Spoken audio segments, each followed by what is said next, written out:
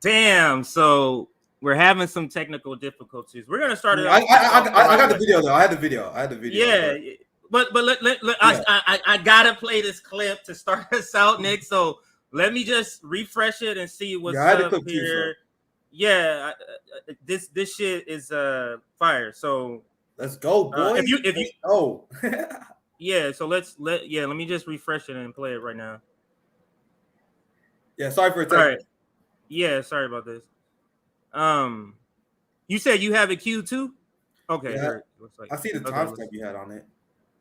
Yeah, no, I got it. It looks that shit was just working earlier too.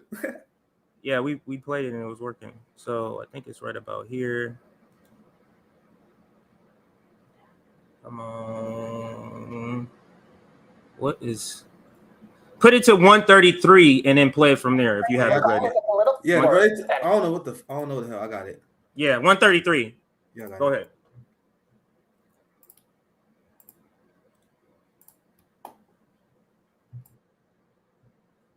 Would actually, including a lot of the migrants. So I would absolutely support and have supported forever ending the Cuban embargo. But a lot of the Cuban migrants who come, one of the reasons we don't do that is there's tremendous political pressure on Florida politicians, on Florida Republicans from Cuban migrants who don't want to do that.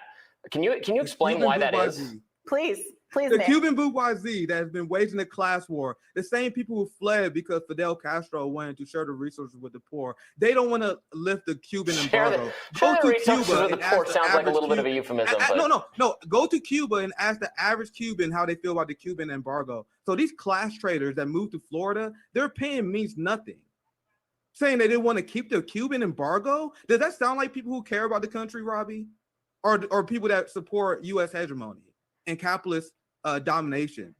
Like I want the uplifting of the global working class, and you guys rather destroy the global working class just so you guys can say zingers like communism never worked, that Cuba is failing. Leave these countries alone and allow them to thrive, and then we can talk. I think that's a good intro clip. How you guys doing, my friends? We are back. What a day. What a day for RBN. Check your audio, CJ. Check your audio. We already see some. My bad. I was just saying apologies for the technical difficulties. I swear they only do this when we go live. I swear something. It was just working because CJ, you did a few tests. We just played it and we were just commenting on it. Yeah. But anyway, that clip, man, we're gonna get to it, and I'm glad because it's at the end. I'm glad how it's kind of climactic because it's at the end, but I wanted to kind of just tease it at the beginning. My heart fell for him. And that clip right there was like, oh goodness. I was like, oh goodness, Nick is destroying him. What is going on? I'm looking at these comments. Some of these motherfuckers is mad, boy. But it's and the Hill Rising got extremely right-wing audience too. So I was like, yeah, I only got 10 minutes. I gotta bring it. And the funny thing is, I don't watch Rising. So I didn't know the format of the show. I just thought it was gonna be me and Bree talking about Venezuela and maybe some guy chilling. I didn't know he was gonna chime in. I thought because I was prepared to go on like a 10-minute rant, railing against U.S. imperialism, talking about sanctions, talking about the crimes of the empire, and I was not expecting a debate. That's the funny thing. I wasn't even expecting that. So I started. So I didn't. You guys saw it first. Well, we're gonna play here soon because I got the full video up. I can play it just in case. Yeah. CJ, you can see if it's working as well. Up to you. I pulled it up. So I was like, I wasn't even ready for a debate, guys. I was not. I was really ready just to. I was like, all right, Hill. They said 10 minutes, right? I can rant on Venezuela for 10 minutes easy. So I'm like, and on sanctions, and then so. They told me, they're like, all right, let's go on the Hill. Let's talk about the migration crisis in Venezuela. Then they switched it last second because the press secretary is a clown. So they're like, all right, no, we're going to talk about her statement. And you can take it from there. So I'm thinking like, bro, I'm about to rip Biden to shreds in 10 minutes. So then he came in, then the whole game plan changed. Because I was spinning my fire, and he chimed in with that communism stoning. Oh, that's why he saw me smiling. Like, oh, no, we about to do this. Yes. Guys, listen to my calling. People who watch my channel, I'm not debate me, bro, who like looking for it, but I would love I love a challenge every good once in a while. I was expecting that. Then I can see in your face, Nick. I can see in your face a change in tone, like in your face, though. I can. As soon as that nigga started laughing at you, I was like, you're oh, hearing shit. him because when he is sort of flippantly responding to you, and you can hear it, which gasses you up because you hear him say, like, when you mentioned Fidel Castro sharing the wealth with the poor, he was like he made a sound, right? And when he said something else, that was just like, that was energizing you. And you guys can see in the video, he scoffed a few times. I'm like, why are you scoffing? I just made a great point. Yes. What's your point here? Go ahead, Rob. Oh, no, man. I was just reading these damn comments. You know, we got like in the comments. So that's I told you I wasn't familiar with the Hills format. I thought it was gonna be like maybe this is Bree Dash you're gonna have on, and Robbie probably work on the next segment or something like that. But then, like, as soon as he chimed in, I was like, all right, let's go. Let's do it. So we can play the clip because this is exactly the opportunity I want. And what I wanted to say, Nick, is I'm glad that, you know what I'm saying, you was like, man, fuck if this is not my show. I'm about to like, you know, because usually people be just let them go ahead and say some shit or try to disagree with them nicely. You like, no, we got to talk about this. Nah, bro, this let's talk about this for a minute. Serious issues. We gotta make sure we get this. If you're doing a segment with me, we are going to get issues right. Period. That's what at least I'm gonna bring my perspective and tell you why I disagree. CJ, do you want to try pulling up? If it doesn't work, I can try.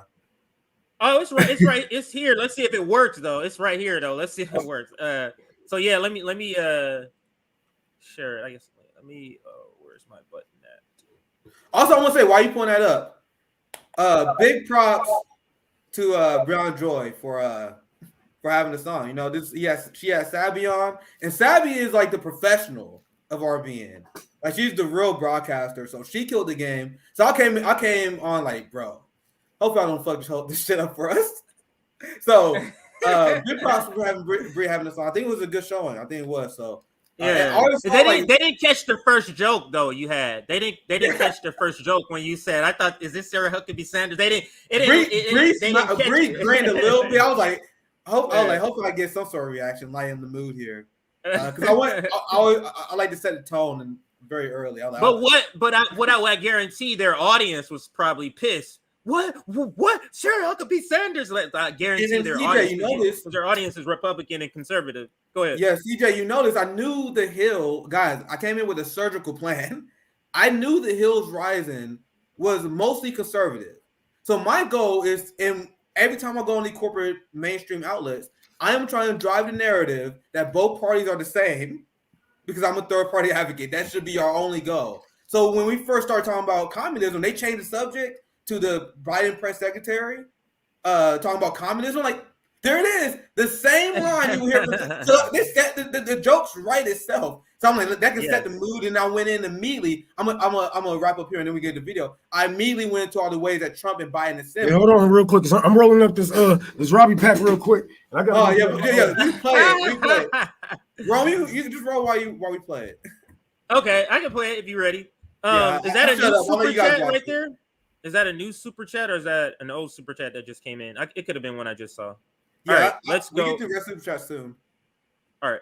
Secretary Karine Jean-Pierre blamed the current immigration crisis on a flow of migrants fleeing authoritarian regimes in Latin America, and chastised Florida Governor Ron DeSantis for exploiting, quote, victims of communism by flying them to Martha's Vineyard. Let's watch. Let's remember, these folks are fleeing communism. When you think about Venezuela, what's going on in Venezuela, when you think about what's going on in Nicaragua, when you think about what's going on in Cuba, they are fleeing political persecution only to be used as a political pawn by the Florida governor. The way that we see it is alerting Fox News and not city or state officials about a plan to abandon children fleeing communism on the side of the street is not burden sharing. That is not the definition that we see of burden sharing. It is a cruel, premeditated political stunt. That is not what that is what they are doing. And so we're always happy to have conversations about ways to further improve border processing, and we could be doing more. Joining us now to discuss his reaction is co-founder of the Revolutionary Blackout Network, Nick Cruz. Glad to have you with us, Nick. Thank you for having me on. So we want to ask you about this question of how much communism is really to blame for the immigrants who have chosen to leave Venezuela. Is the press secretary here accurately describing the motives for so many people leaving the country? What's been going on there? My first reaction when I saw that, I was thinking, like, is that Sarah Huckabee Sanders? There's literally no difference there between the Biden administration messaging on this issue and Trump's messaging on this issue as well. There's no difference between a Jen Psaki or a Stephanie Graham or the Karine Jean-Pierre and the Sean Spicers. It's the same thing. The same way that U.S. foreign policy doesn't change between presidents at all. And the idea you're going to blame communism instead of U.S. intervention, all three of those countries she named are countries that the United States have put sanctions on and interfere with. And this is kind of the same thing that Chomsky was saying as well. When you look at Donald Trump and you look at Joe Biden, they mostly have the same foreign policy. When it comes from seeking regime change in Venezuela, sponsoring genocide in Yemen, cozying up with Saudi Arabia, funding and shielding the apartheid state of Israel, their hard-line stance on Iran, and escalating with China. It's the same thing. It's the same thing. How can you blame an economic model for the failures and what happened to the citizens when you guys are illegally seizing their assets and not allowing them to sell their oil on the international market? You had the Bank of England they just had a sham trial where they said, we were like, oh, well, the $1 billion in gold that we stole from Venezuela, we had the right to do that. And it's very telling that you see the same colonial powers, whether it be the UK, Germany, and the United States, imposing their imperial conquest ambitions on the global South. They think they have the right. I'm going to let this debate play for quite a bit, but I want to take this as an educational opportunity because this is one of the things I knew I was going to bring up because, once again, I thought the original topic was going to be what was the root cause of migration in Venezuela. And once again, I was expecting you on a 10-minute rant. But the debate came out of nowhere, so I had to set the record straight. One thing I was going to bring up was something that a lot of people don't mention, the economic war against Venezuela by the old colonial powers. Think about what this means, guys. You have the UK, you have the US, and you have Germany who waged an economic war punishing the people of Venezuela because they had a socialist revolution. What was the socialist revolution in Venezuela 20 years ago that Nicolas Maduro still champions to this day? It's literally the white upper class bourgeoisie that was overthrown by black, indigenous, and poor people. And do you guys notice liberals, no one in the US media ever mentions that. Ever mentions that. So I'm going to show you guys the receipt from what I said earlier. Here, this is London's High Court rules against Venezuela Maduro in $1 billion gold battle. So how can the West just seize the assets of a country and be like, oh, look at this system. It doesn't work. So isn't it funny that London said we investigated ourselves and we found that we did nothing wrong. That's what this is. It's unserious, man. Go ahead. So unserious. I'll back to you guys and we get back to the video after you guys.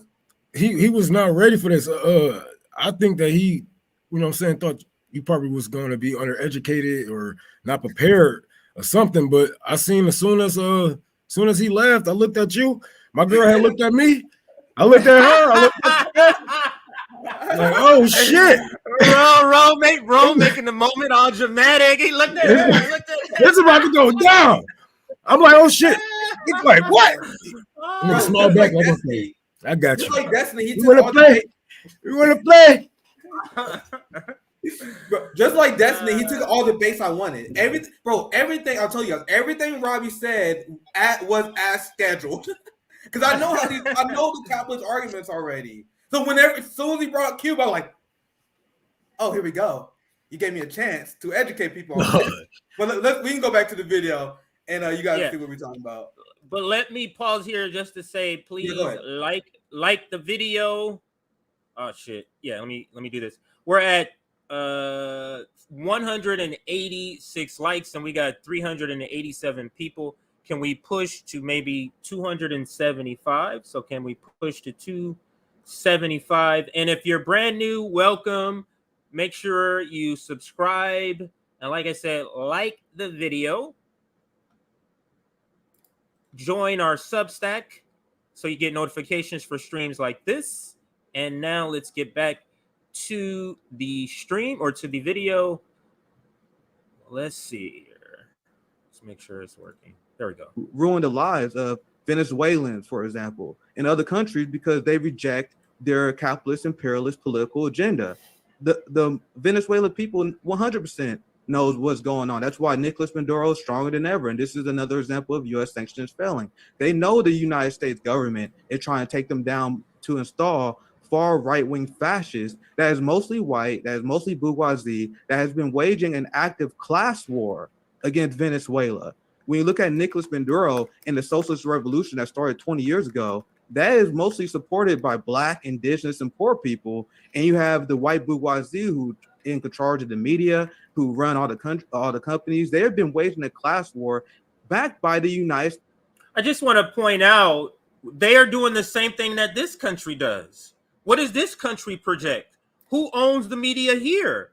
It's the same way that, it's the same way they're running it here as they're running it over there. It's the same bourgeoisie. It's a global capitalist class. Go ahead, Nick. And I didn't have time to bring up, but what is also is extremely evil on behalf of the United States and how nefarious the right-wing fascists in Venezuela are. Like Juan Guaido and their clowns, they are openly running on taking Venezuela oil and privatizing it. Mm-hmm. So then the U.S. go in and prop those people up, and people think that's normal. You guys are propping the opposition that want to sell the assets to the country. Like, this is as insane as any country's been accused of. Like Russiagate? What is Russiagate compared to this? What is January 6th compared to this? It's literally weak sauce. What the United States does to the global South on a everyday, weekly basis is a crime against humanity. Yep. They destroyed John Bolton in 2019. My last thing, we get back to the video. He literally said, our plan is we should overthrow Maduro. We need to ramp up the pressure, put an oil embargo in place. And they already have a hard time selling oil, but with that oil embargo, it will completely destroy them. He said, I quote on Fox News, let's ramp up the pressure. We got to get rid of Maduro because we got to privatize the oil. These capitalists, they say the quiet part out loud. He said this on Fox News. And I'm like, that's an announcement I didn't get a chance to get into. But and Robbie don't understand, that is the goal of capitalists. He's like, well, not me. I'm like, it doesn't matter if you support this state. And that's the same way Justice Democrats say, that's how they try to justify them upholding and protecting white supremacy at the same time. What is this us or this me or this we? Nigga, like he said, you, me, us. You know what I'm saying? Because he didn't just say, you know what I'm saying? You didn't just say you as in like white people or them people. You said us. You said we multiple times because we are in the U.S. and you spoke for the citizens, all of us, and against all of us that uphold white supremacy. So he wasn't ready, man. He mad. He thought he had it in the bag. Like, hold on. But let's talk about the shit that the left countries do. Blah blah. Okay, well, you're gonna see I'll bring that up. It's always a big ass butt. Every time we say it's always some big ass butt. Okay, look, I agree with you on not sanctioning, these countries. I agree with not having political prisoners, but then just throw a stripper's ass right in the fucking conversation. Like, where do you get this ass? Where do you get this butt from? Fuck. That analogy. Where you get this butt from? Oh, Rome is Rome. So let me just catch my breath with that joke. I forgot one last thing here that I was supposed to shout out during that intermission. Quickly, JB fundraiser, we're raising $5,000 for his housing. He lives in Florida, which is I think is in the top 3 of hardest hit as far as increase in housing costs. He's on dialysis, so he's really on dialysis like 3 times a week. He lives with his mom, so it's a bad it's a situation that capitalism has put him in, and we're coming together as a community to raise some funds for him to help out. So I'll pass it to Nick, but this is where you can send funds if you're able to donate. And go ahead, Nick. What are you gonna say? Yeah, I was just about to say this is related to the story that I reported on last week, where there's an epidemic of homeless disabled people that's going on that is massively underreported. And that's because you have rising rents because the class warriors that are trying to destroy the working class, the landlords, they're raising rents, taking advantage of a pandemic. Now you guys see why I'm a communist. So once again, let me repeat, landlords in this country in the middle of a pandemic, when people are struggling, are taking advantage of that situation to raise the cost of living. So because of markets. Yeah, disability benefits have not increased. So that means a lot of people on disability who are already on a limited income are being priced out of their houses. This is happening to our brother JB. So the best we can do is hope to take care of each other. And we advocate, we need to stop promoting individualism. So there are a lot of people going through this all over this country as well. And we need to start taking care of each other because they're literally trying to kill us. Like, stop allowing them to dictate how you explain these issues. This is a class war by the landlords. Raising rents in the pandemic, what kind of psychopath country is this? But sorry, go ahead, CJ. That is absolutely great. So that is just JB's fundraiser. So please contribute if you can. All right. So now let's get back to the video. Let's get back to the shellacking. This slaughtering. It's this morning. United States, backed and supported by the United States. So it's the height of irony. The Democrats and Pierre, they complain about January 6th. If you look at the coups they sponsor in these countries that she listed, that January 6th is child play compared to what we do to Venezuela. We back Bolsonaro, who used to send death squads into Venezuela to assassinate and kill Maduro supporters. You have the far-right fascists in Venezuela that was setting left-wing supporters of Nicolas Maduro on fire in the streets. These are the people that we support. So the idea that you're going to blame an economic model instead of our actions is ridiculous on face value. Okay, look, I also oppose many of the policies you just mentioned, the support for regime change. I would get rid of all these sanctions too. But let's not gloss over the long history of corruption and political persecution by left-wing regimes in all of these countries as well. There go the stripper's ass. There go the stripper's ass right there. Totally immiserated Cuba and Venezuela. It's on and on pause and right on. There, pause, I think pause. That's the moment. You see that smile? Soon as you go back a few seconds. Go to play that again, CJ. He fell for every trap that I said. Go back to that expression immediately changes. That expression on your face immediately changes. So right at this point, I'm like, okay, so he's trying to debate me now. He's trying to debate me now. Because at first I thought we were just having a conversation.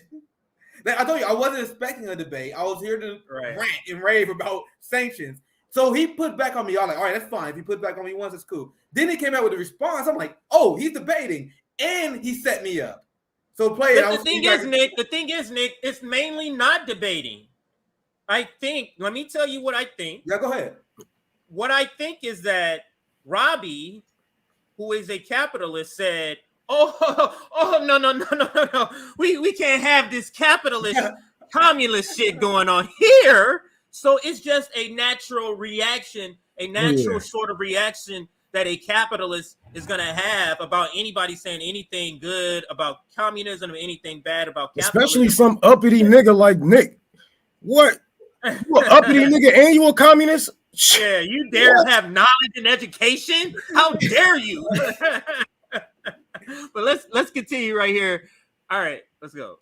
Political persecution by left-wing regimes in all of these countries as well, under policies that have totally immiserated Cuba and Venezuela. So explain that, Nick. What happened there? Why you went from a completely blank, it looks like you knew it. I know you're trying to make sure you keep your composure because you know you're being seen by thousands of people. And then he says something and just go, oh, this is it's almost like it took you back to these conversations like, oh, this nigga think, okay, it's about to be this, okay. That's okay. That's what I think. But go ahead. What were you thinking? That's a pretty accurate analysis because, like I said, I was not expecting a debate. I was expecting just I'm gonna go on here and I'm gonna go on this right-wing media channel and I'm gonna drop some bombs and let them give them something to think about. And that's why I brought up January 6th immediately because the parallels are. I love how you brought that shit up. Like I was like, man, he inserted January 6th right here. I'm like, this shit is go ahead. Perfect, man. Bro. Like he wrapped that shit with a bow and everything. Yeah, he even signed that bitch. I did. Once again, I came on this interview with the strategy. I knew Hill audience is like 70% conservative. So I'm like, all right, I'm gonna establish immediately that I don't agree with you, but I'm also not a shit lib. So that's why that joke about the press secretary, the joke about January 6th, that exposed right in the beginning of the interview that I'm not shit lib, but I also don't agree with you. So you guys get better listen to me and see where I'm coming from. Right. So that gives you credibility though. That even if they're a shit lib, even if they are, you're not bringing up Sarah Huckabee to say it's a good thing, like you're cheering her on. You're bringing her up to say this is even. This is like for like it's apples and apples right here. You don't have to go back to the very beginning. That's why I immediately got to the point where I brought up the reasons why Trump and Biden is similar. I'm like, bro, I already know conservatives be on. This is not my echo chamber. I'm about to wake you guys up real quick. So I had to do that I had 10 minutes. Because I had 10 minutes. So I had to make this point quick. You shocked them out. They was probably like, play a head and said, what? Somebody was in his ear like, cut him off. Yeah. And we can get back to the video, but at this point, when I smiled, that's when he set me up for my another point. Because I knew, I was like, if anyone puts it back on me, I knew exactly what he was going to say. Like, these are the kind of things, if you're a well-read theory reading, you don't have to be a theory reader, but if you're a nerd like me, someone who loves debate and discourse, the talking points you about to hear from him is shit that communists hear all the time. And if you're a communist, you should be able to swat this aside. So at this point, I was like, oh, this is gonna be just another day to me. So he might as well have said communism had killed 100 trillion bazillion people. Yeah, we can let it play for a little bit though, and then we continue. All right. It's on and on and on. I think it's laughable to say it's all the U.S.'s fault. So Cuba has a higher life expectancy than the United States, a higher literacy rate, a much better healthcare system, despite the fact that the United States stole billions of dollars from them. So I'm asking you, Robbie, what's the excuse for the United States? Of course, there are always missteps that governments make, but the United States is the richest empire. You want the truth? You can't handle it. I was waiting for him to say that shit. That laugh is where you went to focus. Look at your face. To like, I'm about to destroy. Like, okay, I'm about to destroy. That laugh right there. That's what I felt. So I'm asking you, Robbie, what's the excuse for the United States? Of course, there are always missteps that governments make, but the United States is the richest empire that we've ever seen. 1 out of 5 children live in poverty in this country. If you look at Skid Row, I am asking you, what is the excuse for the United States? You have Venezuela, you have Cuba, you have all these countries that has been the victim of U.S. economic war that you guys call sanctions. Sanctions is seized warfare. You guys locked out Venezuela from the international market. You blame their economic system. We have the what you gave them is an education. Like, you guys are nicing up warfare by calling them sanctions. Like, I know that bullshit. I know that game. All you people that's watching already know that bullshit. Like, you're not fooling me. And that also was an education. Yeah, exactly. See, I told you my plan was to go on a 10-minute rant, right? I didn't know it was gonna be. So that was the point I was gonna bring up. Like, these cute words you guys come up to make yourself feel better. Sanctions, what is that? Someone explain to me what a sanction is. It's something that people hear and they're like, oh yeah, U.S. putting sanctions on them. That must be good. No, that is siege warfare, economic warfare. You know, back in the day, and that's considered a war crime. Starving the civilian populace out. Then they, I guess siege warfare is now a war crime. So we're gonna call it something. We're gonna call it something different. We're gonna call it sanctions. Call it lobbying, just like they call bribery lobbying. Like, it's the same thing. Give it nicer words. They call bribes contributions. They call spying a patriot. Yes. Healthcare system, despite the fact that the United States stole billions of dollars from them. So I'm asking you, Robbie, what's the excuse for the United States? Of course, there are always missteps that governments Never make, answers. but the United States is the richest empire that we ever seen. 1 out of 5 children live in poverty in this country. If you look at Skid Row, I am asking you, what is the excuse for the United States? You have Venezuela, you have Cuba, you have all these countries that has been the victim of U.S. economic war that you guys call sanctions. Sanctions is seized warfare. You guys locked out Venezuela from the international market. You blame their economic system. We have the record amount of income inequality in this country that is higher than the era of serfdom. So, Robbie, what's the excuse for capitalists? Who's sanctioning us? I don't think Skid Row, I mean, the collapse of American cities under progressive liberal democratic regimes is not really an indictment of been around for policies or capitalist policies. Oh, I mean, we get to if it's so. It goes like a few more seconds. Cause watch, he makes a point. I was like, bro, I'm really about to execute you now with that bullshit blue state. Yeah, bro, you think I'm a Democrat? That's why you got this look right there. That's what that look in his face say right there. Go back like 10 seconds and play it for like 20 seconds. And you can see he was like, bro, I can't let him talk now because he thought I was a Democrat. Go back 20 seconds and watch play again. I'm going to explain what I mean. I went back a little more, but it's not clicking. Yeah, but anyway, I'll play it from here. It's seized warfare. You guys locked out Venezuela from the international market. You blame their economic system. We have the record amount of income inequality in this country that is higher than the era of serfdom. So, Robbie, what's the excuse for capitalists? Who's sanctioning us? I don't think Skid Row, I mean, the collapse of American cities under progressive liberal democratic regimes is not really an indictment of Trump policies or capitalist policies. I mean, we get to if it's so great in Cuba, why are they fleeing here? Why are they crossing shark-infested waters? Well, Robbie, the point that Nick is making is that I was so hoping when I was watching this for the first time, I was so hoping you were going to reiterate that red statement because I heard it over him, but I don't know if everybody heard it. I mean, I heard it. It sounded loud enough to me. This is post-show commentary, so I'm going to tell you guys what I wanted to happen here. I think it still went pretty well, but at this point, I knew I was talking for a bit, so I let Bree chime in at this point. But when he brought it like, well, Skid Row is a blue state thing. Okay, Robbie, what is the ideology of these blue states? They ran by neoliberal democratic capitalists. And I am willing to admit that, and that's okay with me because I am not a neoliberal capitalist. I laugh at Democrats too. So you're not going to do this thing where you distract me because liberals in that situation got distracted. They were like, oh, how dare you question the sanctity of a blue state? And to me, I'm like, oh, thank you for making my point. Thank you for explaining to me why the neoliberals suck. Now I'm going to explain to you why the Republicans suck. And he cut me off. He didn't let me finish because I explained many times the UN did an investigation into Mississippi and Alabama, and they saw the living conditions. These are red states. So you can't play the blue state and red state bullshit when the UN inspector found that people in Alabama, Mississippi, and these red states live in destitute poverty that is worse than what they consider to be a lot of third world countries. So how you gonna bring he knows they've said it on screen millions of times when they talk about Joe Manchin.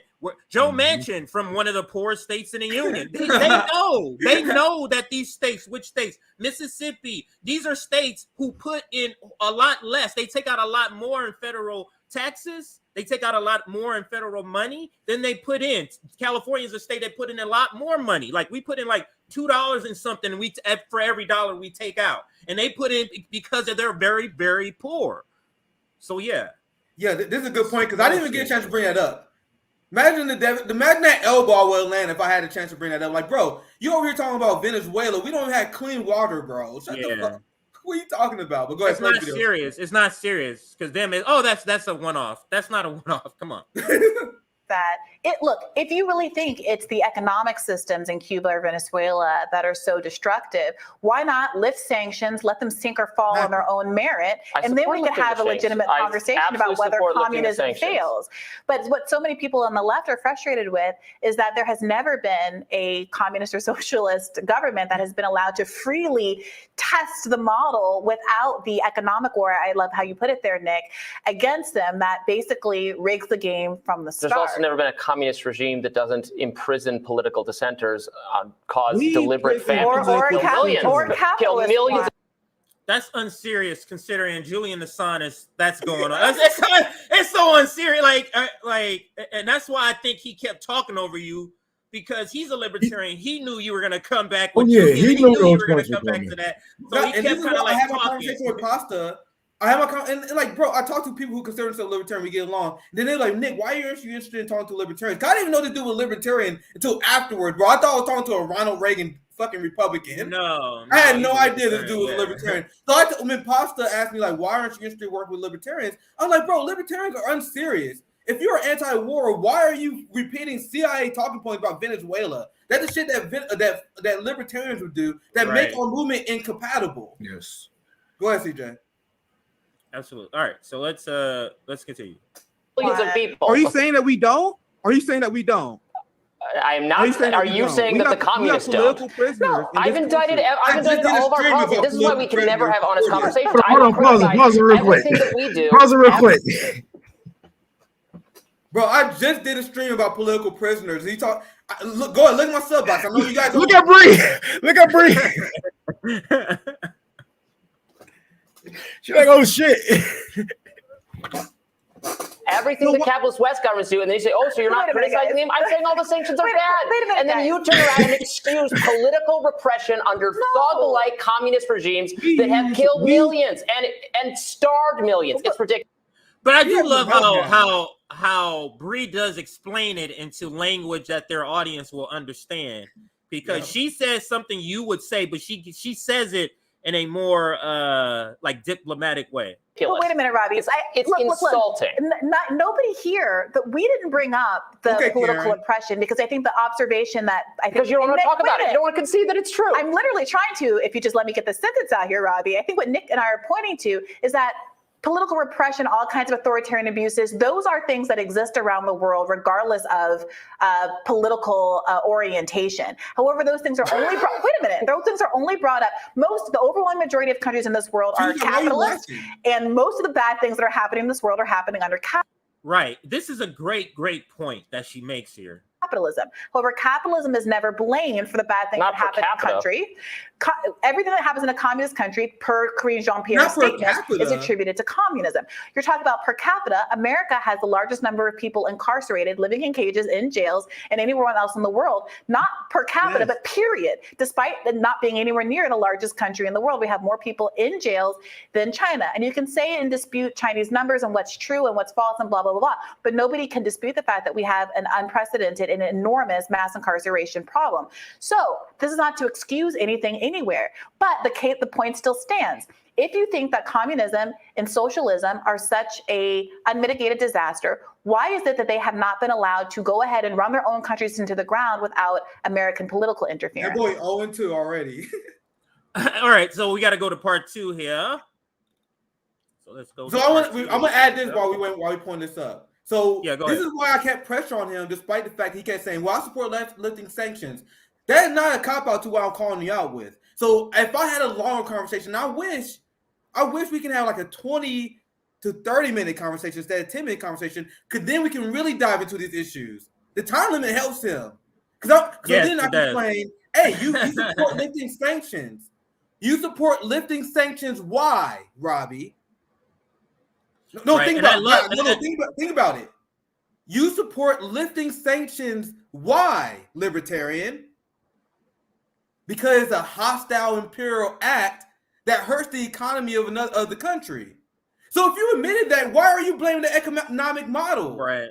It doesn't make sense. So that's still not what because like what you said, they just want to be able to have that zinger. Oh, socialism failed. Look. That's it. Whether what the details of what happened and how the one that actually killed whatever happened or made it a goal, of course, they don't want to admit that. They just want to have that one-line zinger, like you said. Yep. You are with the video. Yeah, we shouldn't have American political interference. I agree. I say it every time on this show, but they would not be thriving on their own and have never thrived on their own. So you realize that U.S. state policy when they put Cuban embargo on there was to destroy. I'm sorry, bro. Can you pause that shit? Because that shit pisses me off. When niggas say can we say crackers? No. Whatever, bro. Because these motherfuckers, the food is good. The food is good, but we're on YouTube, so we talk. The food is good. Go ahead, Rome. Bro, these motherfuckers be the same. This is the same argument that these racist motherfuckers have when we argue against slavery. When we argue about slavery, they say, "Oh well, everybody has slavery," or or some people try to say, I'm sorry, I'm getting my shit mixed up. Motherfuckers trying to say, Africa wouldn't be where it is today without America coming in, and African Americans wouldn't be in a better position if America and Europe and the Europeans would have left Africa alone. Like, how do you know that? How do you know that? Why didn't y'all just let them thrive, right? But now that's a great fucking example. Like, they love to say that. Like in that video, I think we play a video. Like when remember the black reporter who was interviewing the old white guy, and he's saying, "Do you think slavery was necessary?" Well, I think so, because all of these things would have never happened. How do you know what would have never happened?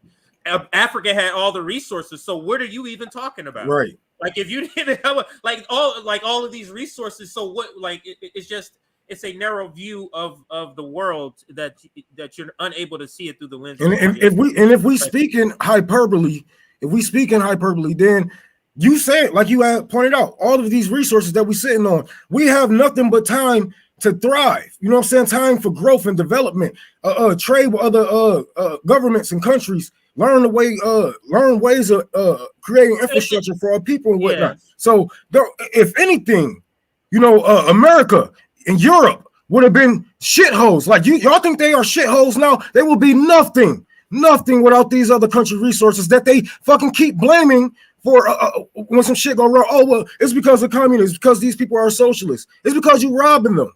It's because you are a fucking monster. They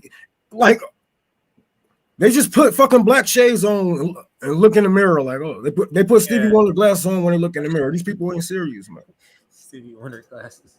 An alternative to capitalism. If you capitalists are so confident that communism will fail, why won't you leave it alone, Robbie? Why won't you guys leave it alone? I mean, I'm not in charge of the policy of the country, man. I would rescind all of the sanctions tomorrow.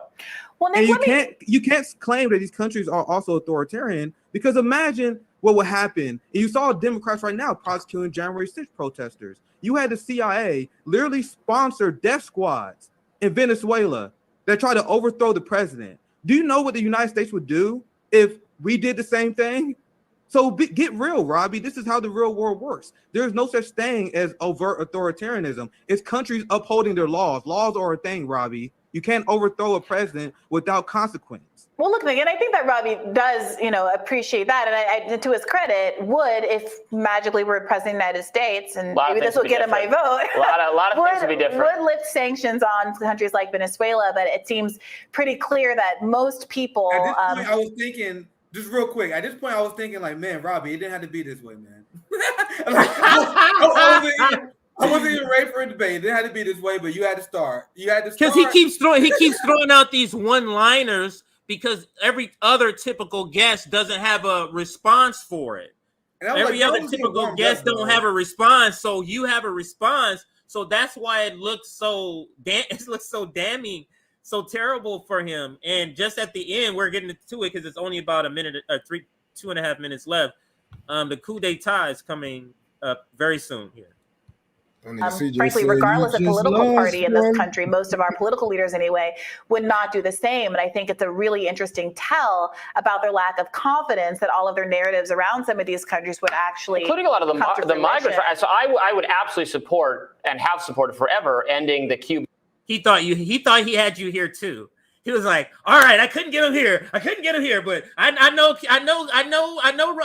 Mark Rubio. And I know what's going down over here in Florida, and Cubans, because you're bringing up Cuba, Cubans are saying this. And it's like, wait, hey, you act like I don't know what the fuck's going on in Cuba. Yeah, is that what you're trying to tell me? CJ. And the reason why, and another reason why I smile is because, remember, I was told originally this segment was about Venezuela. But as a communist, I'm always down to talk about Cuba. So, bro, him bring that up. I'm like, bro, he didn't know. Wait for me. Like, that's exactly the kind of message I want to bring. So thank you for the setups. It was great. And it's funny how it's always white people saying the shit, speaking for people of Cuba and speaking for other colored people of these countries. Like, I never heard a Cuban say that shit to me. You know what I'm saying? Like, I might get some trolls on Twitter, but They're real always life, saying Cubans are saying this, but you've never seen no Cubans. I never seen no Cuban saying no shit like that in trouble all across this damn country. They hate all of you motherfuckers. Bro, look at what he says in this unhinged rant. He says that I talked to Cubans in Florida. Guess who those Cubans are? They're the class traders who mad that they lost their slaves during the Cuban Revolution. So then he said, "Yeah, we support ending uplifting the Cuban embargo." Guys, the approval rating for that is like 90% disapproval for that. The average citizen in Cuba hates the United States embargo, except the people who lost their slaves. I'm sorry, boo-boo, you lost your slaves. Cry some more. I don't care. My daddy's farm. Fuck. No, but this is a perfect example. Like, oh so let me. Fidel Castro took our slaves. Let me give you an example. People. So you know, I Love Lucy show. You know Ricky Ricardo, the guy that played. His name is Desi Arnaz in real life. He's actually an heir or was family of the Bacardi family, the alcohol Bacardi. So that's how he was already paid, and they're part of the bourgeoisie class that was kicked out. So I'm asking the bourgeoisie class of that. So that's who we're talking about. The rich ones that were kicked out because of this revolution leader that said, "Hey, all you sellout Cubans, get the fuck out of here." That's who the people are saying keep the embargo. And I love the point you made.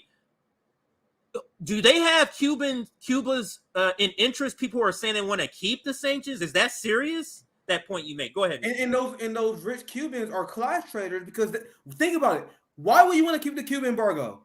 The reason why they want to keep the Cuban embargo is the same ideology of the United States and the West, where they want to bring the people to their knees to the point where they get so desperate they overthrow the government. Why would anyone want that to happen if you actually care about Cubans? That's why I have no respect for these people. They came from fucking slave owners. And then if you look at these white Cubans that fled and they live in Missouri, they live in Florida, they were like, "Oh, I fled here, I left, we got on a boat," and then they live in this giant house. Hey, how do you afford that house when you're a first generation Cuban? Because they came from money. Right. They used to have slaves. So these are things people don't even think about. That's why I'm going great. They never show. Yeah, they'll prop up a Cuban or two to come out. You know, when they have them at the Republican conventions, like stuff to come out and say stuff like that. They're never working class, and I'm like, that's curious. They're always very wealthy or very well off, and they love to say this. What capitals love to say. I came here and worked hard. And that's where I got really. That's what happened, and then you find out. Anna Navarro is another. I say someone in the chat. That's another great example. Let me pull it up. That is a great example. That is a great class traders, aka Gusanos. I didn't want to use that term. That's why I was trying to avoid it. I don't know if that's cool for me to say or not. I really don't. That's why I don't have to say that. Sorry, I was reading the chat. Yeah. Destiny Arnaz, Gloria Estefan, Anna Navarro. Who else? And those are great examples. So yeah, I mean, there's a lot. All the ones that's propped up as the voices of these communities. Those are the ones. like literally that list right there. Except for maybe Desi Arnaz, because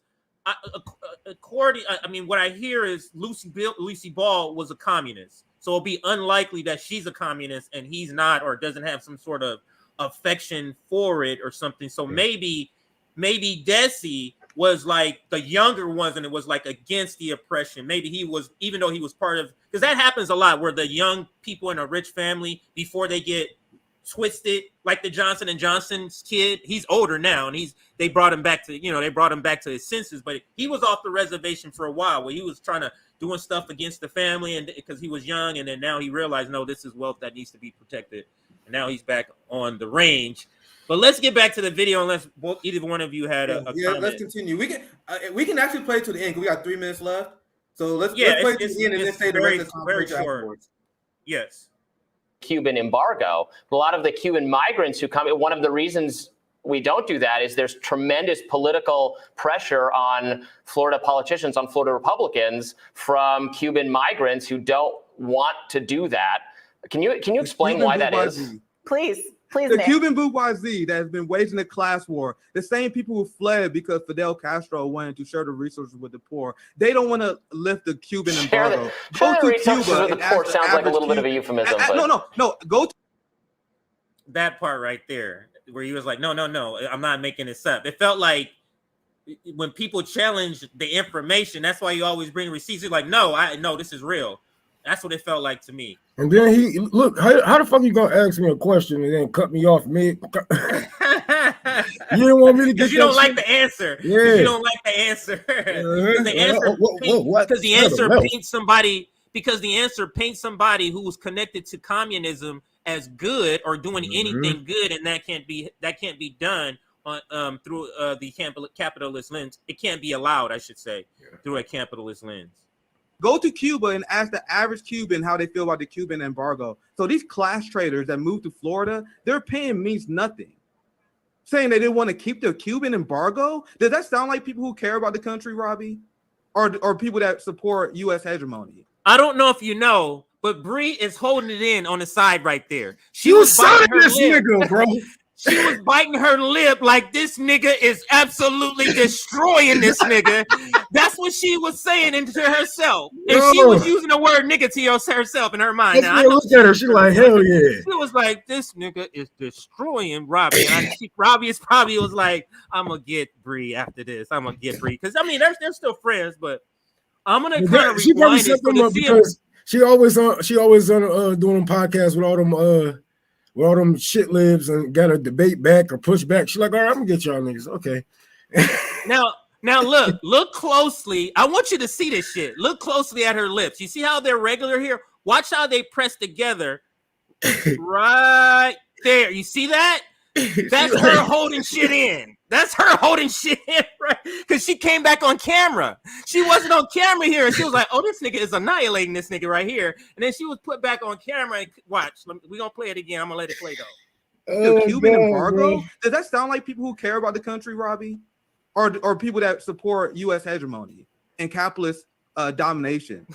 Like I want the uplifting of the global working class, and you guys rather destroy the global working class just so you guys can say zingers like communism never worked, that Cuba is failing. Leave these countries alone and allow them to thrive, and then we can talk. Until then, you have to explain to me, Robbie, what's the excuse for the United States for the massive poverty, despite the fact that we have no country sanctioning us? Where's the U.S. embargo, Robbie? But we got Skid Row. We got people without health care. 60,000 Americans die each year because they don't have health care. 300,000 plus could have lived through the COVID pandemic if we had health care. So what's the excuse for the United States? Who's the giant power that has got their boot on our neck? Our ruling class has failed. The central planning model of the United This is so important. You just said this central He set me up, model. CJ.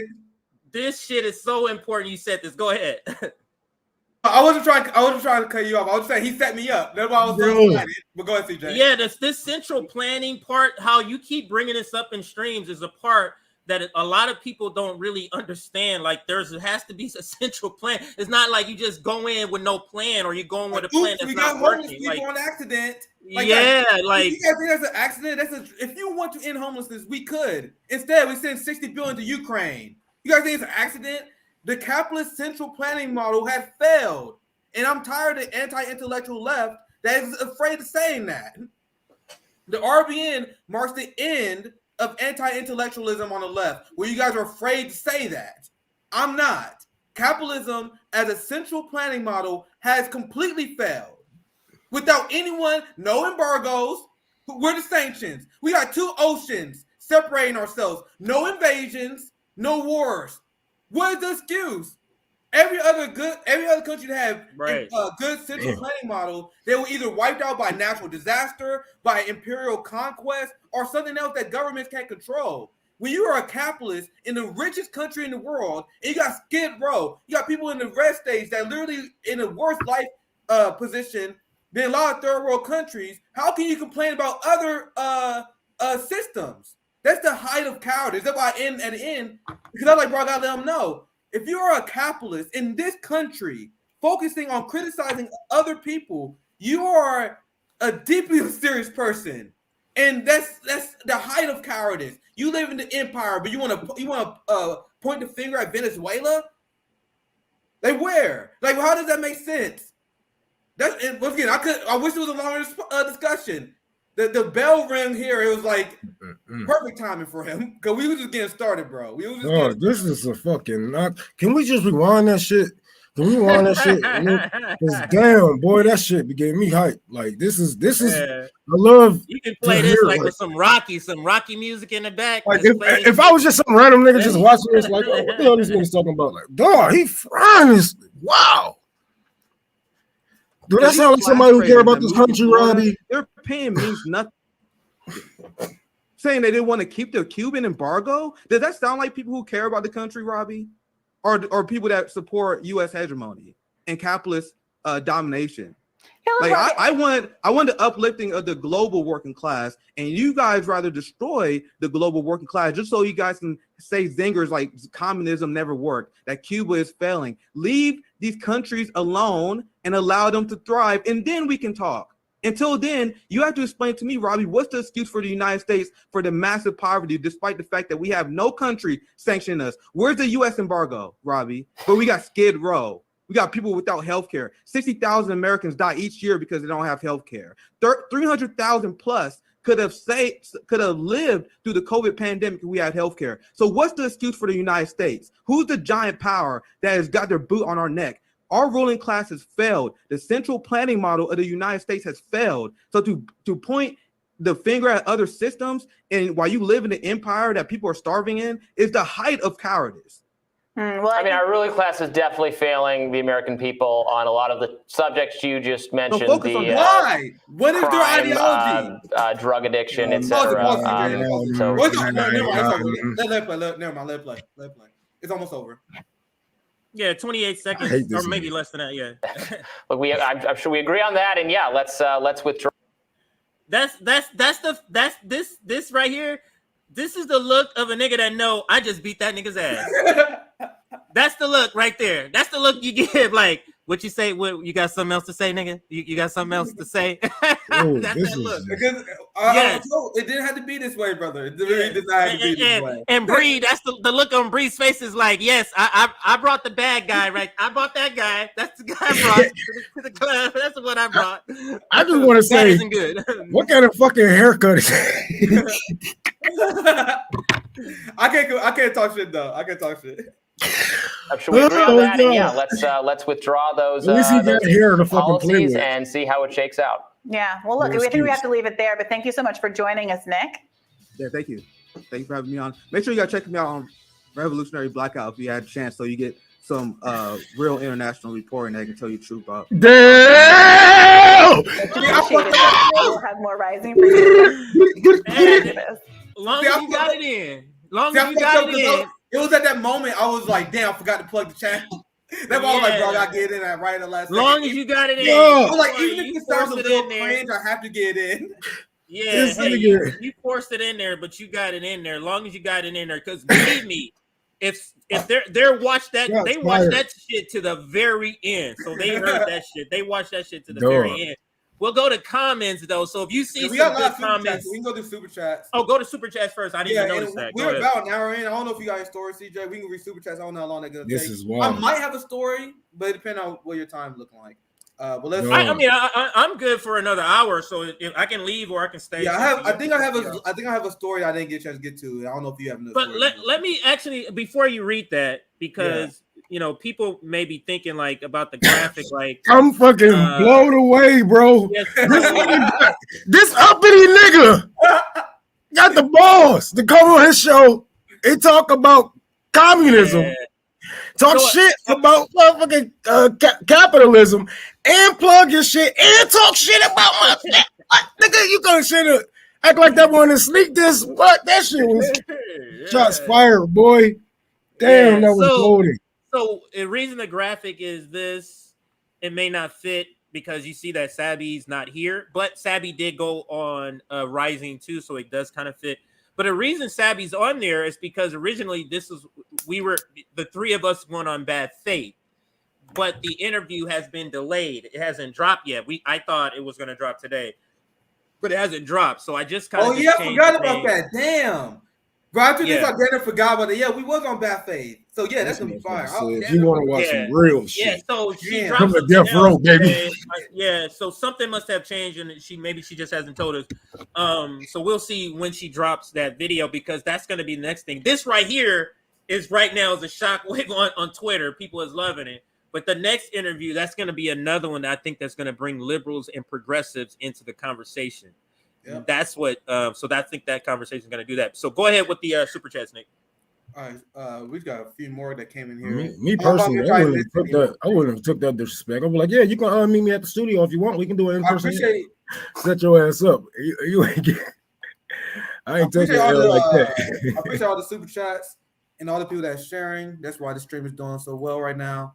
Thank you for the $2, Jack's page. Excellent work, Nick. Much love and respect. Much love and respect to you. Thank you for the $2. Appreciate the kindness. We must love each other. I appreciate that. Thank you for the $5, Manuel. Nick, I just stopped watching The Hill after Kim's issue, but boy, oh boy, that was majestic. Once again, a big shout out to Bree. She's a real one. She's a real one. Majestic, yeah, that was majestic. By the way, I did not subscribe back. Fuck The Hill. I didn't watch The Hill, so I'm like, I subscribe to it now because I'm like, damn, what the fuck is it? Well, I told you, I didn't watch it really. I read my news like 90% of the time, and I'm like, I see like clips on the Hill every once in a while. I usually like Bree's radar, so I literally had no idea what to expect because it's not anything I watched. I just sub to it just because I didn't really watch Kim or anything on there. I don't know. It's just something I never really I usually only watch mainstream media when I try and get Oppo on there. I'll tell you guys, I'll watch like MSNBC coverage on Ukraine, for example, because I want to see what the imperialists are saying. But I'm not gonna go on The Hill to get my news there. Like I never get my to get news. No, I do it to watch. I wasn't like, let's see what this stupid motherfucker Tug Carlson. It never to get news. You understand? So anyway, no disrespect to anyone who watched it though. Oh, shit. Sound like an asshole thing to say. So, but anyway, can we want Suge Knight? I mean Nick. Plug this. Okay. I want to play that Tupac song, Hit 'Em Up, but we get pulled from YouTube. This nigga said, come to Death Row. Right, so if you tired of bitch ass niggas lying about U.S. imperialism, come to Death Row. Nothing but smiles after that. Congrats, Nick. All right. Thank you for $2. CJ with that new rapper look in the thumbnail. Yeah, I didn't realize CJ that. looked like he dropped the album. CJ looked like he dropped the album. CJ spitting bars now. Oh man! Oh, you know what? And stay tuned because Rome and I will be. I don't know if you rap, Nick, but Rome and I will be. Oh yeah, I used to freestyle back in the day. I'm a little rusty. Yes, I'm an old man. Bars, I'm still working out my game. I'm still brushing up my game, so I'm not ready to lay it down. But every morning, when I'm smoking in my garage, I'm like got beats on. Just we used to freestyle all the time. Yeah. We used to battle rap. Yeah, but yeah, I'm old now. I'm old and boring. I'm not we'll put some revolutionary rap together soon. Go ahead. Thank you for the $25, David. Shout out to RBN crew. It is a good day. This is what we've been looking for. Any exposure, anything that get our message out was a good day. I love the intellectual jiu-jitsu brother. That's why I call myself a socialist MMA. That was cold as fuck. Rome brother, you're not helping me out, bro. I'm on a tea break now. Y'all know the pain, man. I need a tolerance break. Yeah, I know the pain. This is why I love our community. I'm rolling up. Thank you for giving me a scapegoat, brother. Long live RBN. What a fabulous comment by our friend Davis here. What a fabulous comment. Yeah. Thank you for the $10, Gaza. Keep up the great work. Respect and love from Scotland. This is what I love about, and I don't know if it's because of the message, or I don't know if it's because of our summits, because we had international, or both. It could be a combination of both, but we really do have a great international audience. Like we have a little bit of everything, but it's consistent and it's not small. It's like I would say it's a good 25% of our audience is probably international audience, a good 25%. So it's good. Great to hear. Man. Yeah. Thank you for $4.99. The smile, even Brown Joy Gray, audacity. I know. And that was my legitimate reaction because I told you I was not expecting a debate. So when I heard you talking points, I was like, oh my God, I'm gonna get checked. Like as someone who talk about this stuff all the time, like this is what we're looking for. Like as a fighter, guys, I used to fight in front of hundreds of people. Like when you get in the fight, that's what you're waiting for, right? As a communist educator, I am waiting for someone to say something stupid about Cuba. you team me up on your show. You should just let me rant. That was my plan. What was painful? What was painful also is because you kept calling his name. You kept asking questions, Robbie, blah blah blah, Robbie. Like that was so like focusing the whole energy towards him. That's how I talk to my son, bro. You know what I'm saying? If I got to talk to him more than a couple of times, I'm like, why do I have to, Sapphire? Why do I have to talk to you 2 or 3 times to tell you to I do the same thing. What's going on, man? My daughter's Ginger. I'll be like, Ginger, why do I have to say this again? Ginger. I'll go like that. I'll emphasize Ginger, why are you doing that? I'll do that. That's true. I do that too. All right, we got a lot of super chats came in too. Thank you. This is gonna be a good fun stream. We're having a good time today. We talk about a lot of serious issues. Like that political prisoner streams was fucking depressing, but but it's needed. It's needed. That was a great stream, and you know, once we get the flow going with Black Power Media, we're going to be doing a lot of things together. And that's why I love it. Yeah. And I love how it remind people you're going to St. Louis and you're going to be visiting. Just remind people, Nick. Yeah, I'm going to go to I'm going to St. Louis. I'm going to meet with the Uhuru Black Socialist Movement. So they have a whole mutual aid society set up in St. Louis. Like they got education centers. They teach me how to read, food, healthcare. Like it's literally crazy. And that was Sabby was telling me, because Sabby had one of them on her show.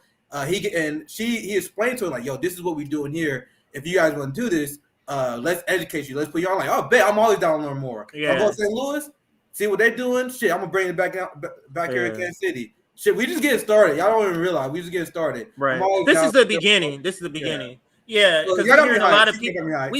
We still get those comments. Y'all just talking. Y'all never. It's like, yeah, we're cooking. That's why I don't really respond.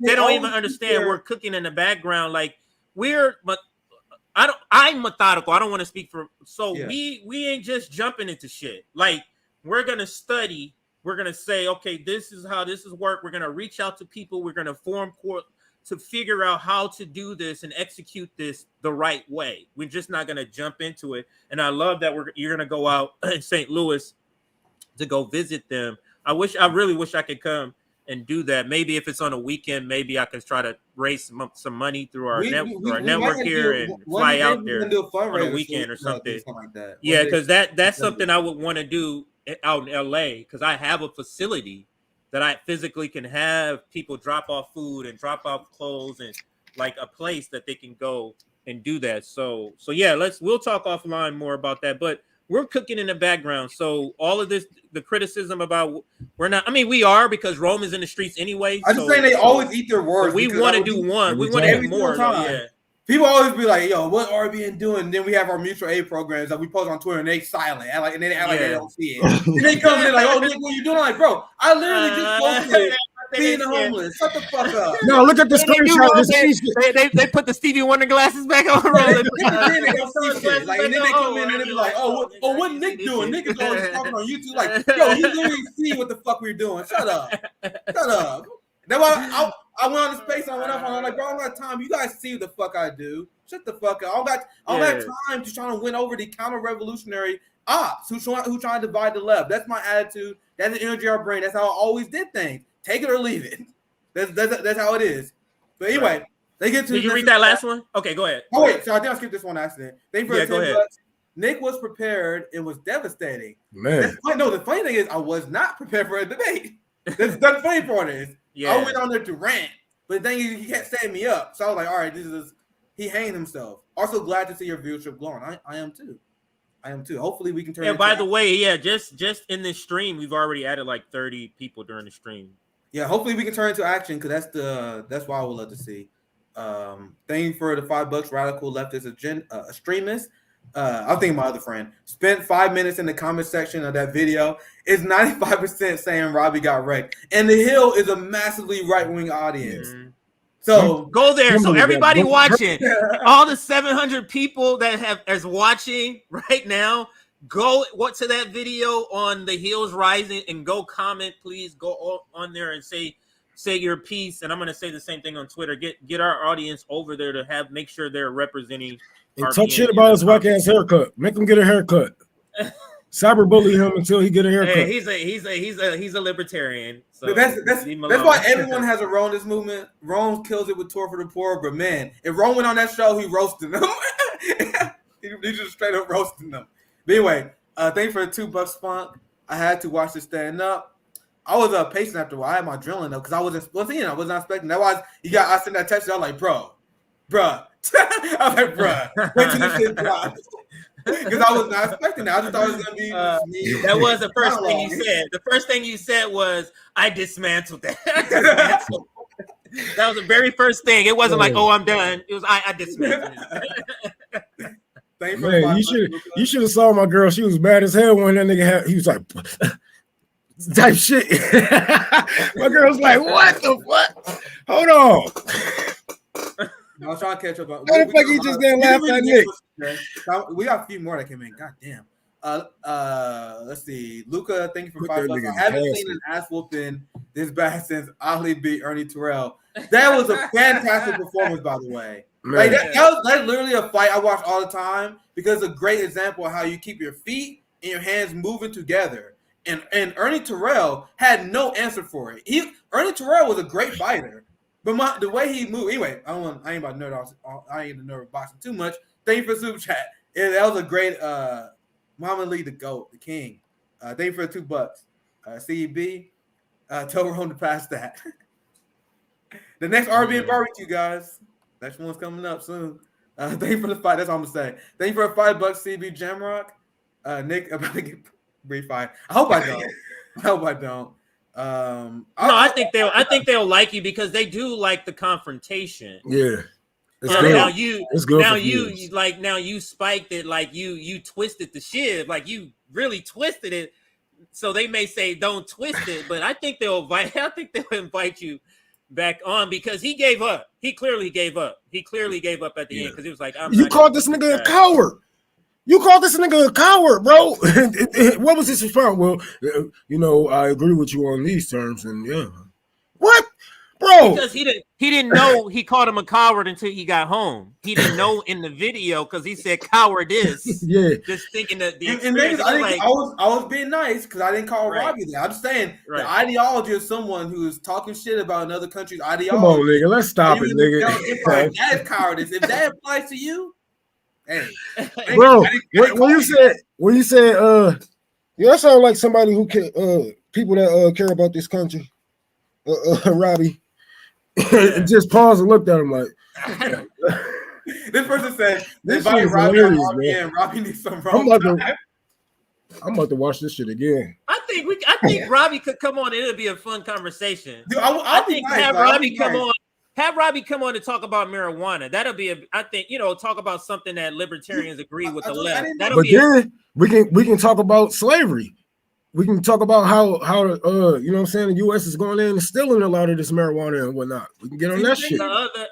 The other black co-host kind of roasted him on that already. What's her name? Oh, I always say her name wrong. It starts with an O on Rising. The lawyer, you know the lawyer that's on Rising? Yes, that's her. Yeah, the lawyer on. She's coming on Monday. She coming on Monday. By the way. Oh, thank God. She just destroyed Jank in a debate. Sadly covered it, and I saw the clips on Twitter. So I don't know if we're gonna talk about that, but we definitely gonna talk about police and criminal justice for sure. Okay, Monday. She's really, really good on that issue as well. And the funny thing is, I don't know who Robbie is. I don't watch it with Rising. That's not shade. I just don't watch it really. So when I was debating this dude, I'm literally thinking I'm debating a Ronald Reagan Republican, like a Mike Pompeo Republican. And then I learned afterwards that Robbie was a libertarian. And I'm like, bro, you got some explaining to do, bro. I just had a conversation with Pasta.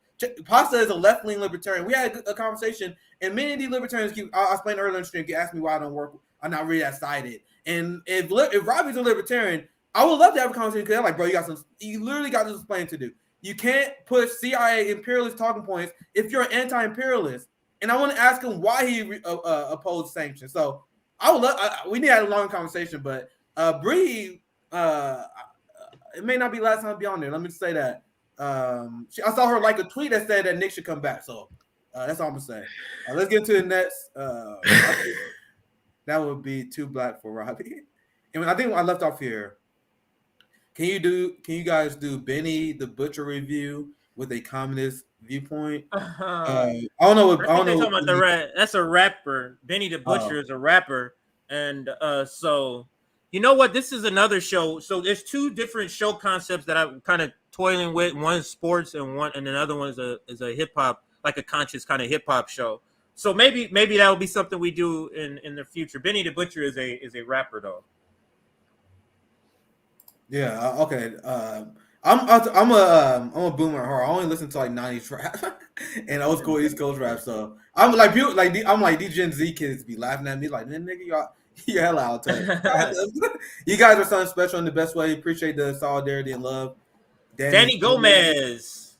Appreciate that. Zach Coffee, thank you for $10. Nick was like Mari Baraka in there. Will the machine gunners please step forward? Nice. Thank you for $10 there. They're friend of the show. Bitch out to Colin. They're from Independent News Network. I got that right. Independent News Network. So Colin, reach out to them for the 199. Nick, burn that mother down. Appreciate the support. Thank you for the $2. Free Venezuela. Salute RBN family. Absolutely. So if you're a libertarian, I don't understand why your priority is not to advocate relentlessly for, instead of fear mongering over the system, what do you get? I just don't understand. I want to ask them, like, what do you get by saying this shit? I just don't get it. If your goal is to lift U.S. sanctions, like Robbie said it was, why are you even repeating CIA talking points, which is used to justify U.S. sanctions? You want to end sanctions? Why, Robbie? He just kept saying he wanted to end it. Why, Robbie? Because it's an act of imperialist aggression that harms economic models. So his argument literally is counterproductive to what his ideology should be. And I see this all the time with libertarians, all the time. So I don't take the movement seriously. Just like it's all the time I see them contradict their supposed ideology, right? Thank you for $4.99. And I don't know, maybe I should pasta. I like pasta. Maybe I should be more gentle because I don't know if to do libertarian or not, right? I'm like that because I'm not gonna I don't get the libertarian vibe off this dude, bro. I really don't. So I'm not gonna start a movement if this dude not really representing them. Now I'm gonna say that. Thank you for $4.99, Robin. Nick, Robbie looked like he took his shirt into his underwear. Nick's absolute SmackDown made my crappy week a whole lot better. Yeah, I think this is pretty good. Just like wanting to debate Destiny, this is a pretty good moment. So that's why we having fun with this one. Once again, I talk about a depressing ass stream yesterday, bro. I was about to cry on that damn stream. That's why I didn't have any complex political analysis. We were talking about this political president. I was like, man, we need to burn this motherfucker down, bro. I don't know what to say. Like, what you guys want me to add to this? But anyway, keep spitting facts. Love y'all at RBN. So this is a fun episode. Yesterday was pretty damn depressing. Let's see what we left off. Feel free to interrupt. I know I'm fucking talking a lot. Thank you for $4.99, Blunts and Otters. When Robbie hears a sound at night, he plays Rochambeau with the girl MC who's gonna check it out. What a chat! What a super chat! Is that the last one? That nigga look like he got his name. He wrote his name on his back of his underwear. Let's see if I make sure I didn't miss any. So I have one story I definitely want to do since we got people here because I think this one's important. But CJ, you have anything you want to bring up? Because I was ranting for a while. No, I just want to go through these other comments. Just throw go ahead. I'll pass it to you. I've been ranting. Yeah, let me just throw and then get that story ready. I can stay for a little bit for that second story. So yeah, RBN should reach out to Danny Brown and the Bruisers. Are either of you familiar with? I think Danny Brown from Detroit. He's a rapper from Detroit, if I'm not mistaken. I'll be fucking forgetting. Craig is a personal friend. Is that a reference from Friday? Craig is a personal friend. Nick, tell Bree. Did you put this up already? Tell Bree to let me slide in her DMs. I need my PMC baby mom in my life. Bad cookies always with the funny comments in here. CJ and Nick, I don't know. Nick, you dragged him badly. Privileged white boys don't take getting schooled and embarrassed by black men. Well, he's talking about as far as you coming back on. We already put up the Benny the Butcher. And then this one says, search the heel RBN, brought it right up for me. So we're there. this one I really love, RBN for the culture, and that's what we're trying to do. Dead Prez is one of the more well-known political rappers or rap group. They do like real, like they're not like just gradually political. They're talking about redistribution of wealth. They're talking about taking over the means of production. They're talking about, you know, they use comrades all the time. They're talking about building a socialist society. So they're like real people who rap about it. So there's probably the most well-known that people would know. So I think that was the last one I had saved. Yeah, that was the last one I had saved. So back to you, Nick. Let's see. Do I want to do something funny or do I want to do something? I don't know. Maybe I should do the funny one. Yeah, let's do that one first, and then I end it. Anyway, let's do this one because I showed the amazing video that Luna Oi did, making fun of England, which has been exposed to the world as an insane clown-like country. Which is go back to our debate with Robbie. If you are criticizing other countries after what you see in England, where people are getting arrested for criticizing some rich motherfucker who's cosplaying. Like, this is, my mind is decolonized. This monarchy shit is not normal to me. Like, this is you have people waiting in 24 hours in line to see a coffin of a dead lady. What are we doing? People getting fired and arrested for criticizing them. And I talked to a friend from the UK, was again just doing citizen journalism. He said people there are terrified to post anything on social media critiquing the Queen and the monarchy because people are getting fired. Like, people will get fired left and right. They're like, oh, look at this. He said, fuck Queen Elizabeth. And they get fired in England. But you guys talking about authoritarianism in Venezuela? England is a clown country. Luna Oi did a great video mocking, using the way they talk, the way the West talks about the DPRK, the way the West talk about China, the way the West talk about Venezuela. I keep that same energy when I talk about our country. I'm like, oh, if you're gonna talk about them that way, we should talk. Let's use the same language and let's talk about the colonial empire who have failed their people. So let's watch this video, and I think it speaks for itself. Because I remember when King Jong-il died, they in the propaganda with DPRK is so insane. Like, people like, and that's white supremacy, where if they see a news story about any Asian country, they just assume, or any African country, they just assume it's true because they're just filthy savages. Of course they do this. Now I'm gonna show you guys this video, and it hopefully explains what I mean here. Because there's people in England that was forced to mourn for the Queen. You know, the same thing they accused the DPRK of doing with no evidence. So let's go to the video here. In the UK, where 67 million people are forced to live under the draconian rule of a violent and oppressive monarchy, brainwashed citizens were seen chanting "God Save the King" after Queen Elizabeth II passed away last week. It's expected that many of them mindlessly chanting the ancient verse were doing so out of fear of arrest, since the state has mandated compulsory mourning. Protesters holding blank pieces of paper were harassed by police who are clearly fearful of power slipping from the grasp of the UK's authoritarian leaders. A young man who called Prince Andrew a sick old man following allegations he visited Jeffrey Epstein's island was tackled by officers and has since disappeared. Millions in China have voiced their sympathy for the residents of the UK and are hoping that soon they'll break free from the shackles of hundreds of years of royal oppression. Decolonize your mind, man. Once you stop taking their propaganda seriously, you can see through like everything that they accuse other countries of is a projection. And Luna Oi also had a great. I wonder if I can find that video. But see, Rome, you have any reaction to that? I'm gonna see if I can find a Luna Oi's video is really good on this. Let's see if I can find. Hope I can find it because she did a similar parody. But go ahead. That shit is weird to me. I don't understand. Like, why the fuck y'all still got kings and queens anyway? Like, what the fuck kind of shit is? Bro, guys, and the only reason it's normalized is because the UK colonized the world and they imprinted the monarch system as a normal. I know there have been African kings and queens, but they had different systems. Yeah. The UK imperialist monarch system that people view as normal is only the only reason we accept this as normal because they conquer most of the world. And it's just something that's been normalized. If you're minding decolonizing, you look at it as a completely objective. You are looking at the UK and England, what's going on right now, and this is a crazy authoritarian state. So I'm gonna get Roman CJ back here. I'm gonna show you guys Luna Oil video. I'm gonna get her back on the show. She invited me on because she saw the segment I did when we first played it. She retweeted a video of ours because I was wondering. I was like, how did that? Yeah, me and Luna jumped that quick, and then she retweeted it. Yeah, I figured out. Yeah, so we gotta get Luna back on. That's gonna happen pretty soon. There's a bit of a time zone difference, so it's pretty tough. Let's get to the video.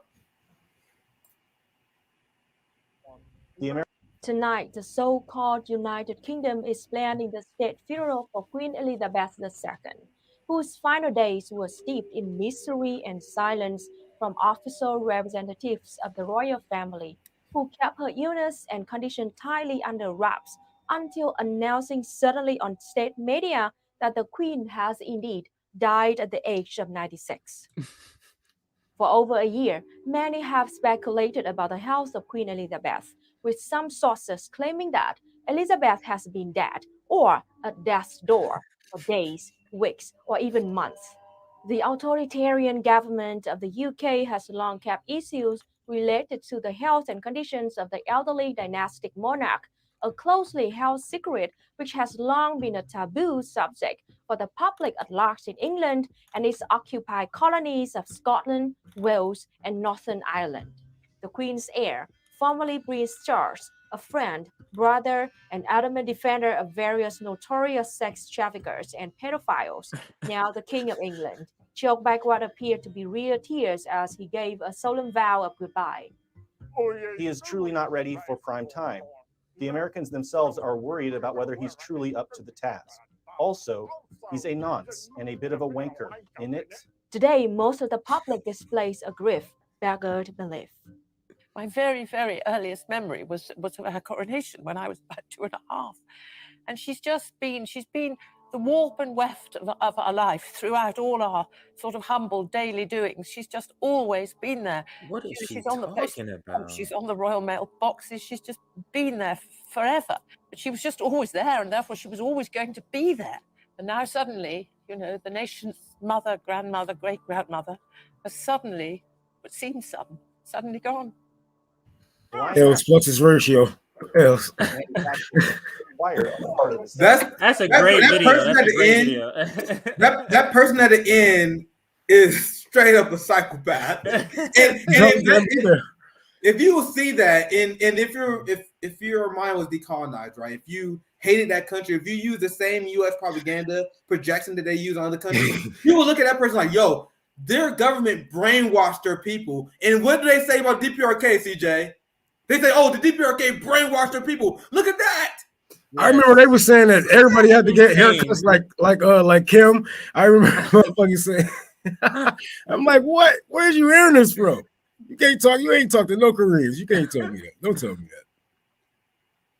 All right, so I want to do that one funny segment before I get a little down here. So that's a quick funny segment. Once again, big shout out to Luna Oil. We're gonna get her back on the show here soon. Hang on 1 second, Nick. 1 second. Let me do the shout out. Like the video, please. I didn't mean to sing right there. 675 likes. Can we push that to 700 likes? Let's get an even 700. Also, join our Substack if you would like to get notifications when we do streams, surprise streams. We send notifications through Substack. We are at 410. Oh. The last time I checked. Yo, RBN to 30K by the end of the year might be doable. Yeah. When I first said that, like, yo, this is steep climb. It might be doable now. Let's go, guys. Thank you. So let me real time update this. Now, remember, we started at let me put it on the screen first. So 22,417. We were at 22,387 earlier. So we're getting last time I saw a good amount. Less than that. Nice. But anyway, let's so let's get back to the video. Get back to the next segment. Nick, go ahead. Yeah. This is my last segment, and then we can do something if you have anything prepared or do last super chats. This is nice. 90 minutes. It shouldn't be a long story. I definitely want to bring awareness on this because this has been an issue that I've been covering all the time. Let's talk about authoritarian rogue nations, the United States. Once again, what is the objective of libertarians by focusing on countries like Venezuela when you have Israel that is literally executing journalists? Remember what Robbie said. He said, oh, Cuba and Venezuela, they are uniquely authoritarian because they just crush down on dissent, aka applying authority on their law, implementing their law, right? We support and arm Israel, who literally executes journalists. And I'm going to show you guys a story because it's something that the Biden administration, Anthony Blinken, has denied. And the Biden administration, now I cannot stress this enough, for the people who keep enabling white supremacy by voting for these people. They are running cover for the execution of Shireen Abu Akleh. Because there have been many independent reports about what happened, and all the independent reports say, oh, Israel definitely targeted her. And then Anthony Blinken was asked about this, and he was called out by Abby Martin. And Abby Martin was like, hey, yo, there have been multiple reports that showed that U.S. targeted and killed him. And then Anthony Blinken like, no, it's still up in the air. Still up in the air. We're still waiting for an official investigation. Another investigation come out. Israel killed Shireen Abu Akleh. Oh, no, woman, we need to wait till official investigation come in. Israel does the investigation. Shireen Abu Akleh, oh, it was a tragic incident with Palestinian fighting. And then Biden administration like, there it is. Evidence shown that, hey, they're not responsible. Guys, I want to decolonize your minds. This is as bad as anything Donald Trump would do. They're literally providing shield to Israel as they are executing journalists. Let me show you guys the receipt now. I definitely want to do this one while I had you guys in for the drama, right? Joint investigation.